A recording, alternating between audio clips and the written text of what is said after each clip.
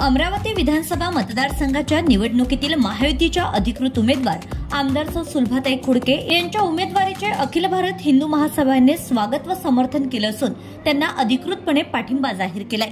महासभेचे प्रदेशाध्यक्ष हिंदुश्री नितीन व्यास यांनी जाहीर पाठिंब्याचं पत्र काढून अमरावती विधानसभा निवडणुकीत महायुतीच्या उमेदवार सौ सुलभाताई खोडके यांना पूर्णपणे साथ दर्शवली आहे। अखिल भारत हिंदू महासभा ही सकल हिंदू धर्मियांच्या न्यायहिताच्या रक्षणासाठी अविरतपणे काम करत आलेली आहे।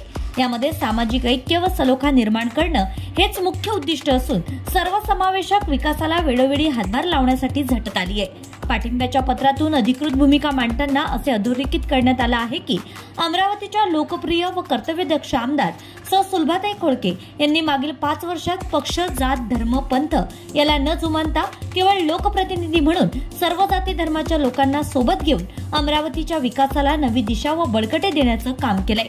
शहरातील विविध धार्मिक स्थळांचा विकास करून त्या ठिकाणी चांगल्या पायाभूत सुविधांची पूर्तता करण्यात आली आहे। अनेक धार्मिक व सामाजिक आयोजनातही त्यांचा सहभाग राहिला असल्याने त्यांनी भक्ती व सेवाभाव अविरतपणे जोपासला आहे।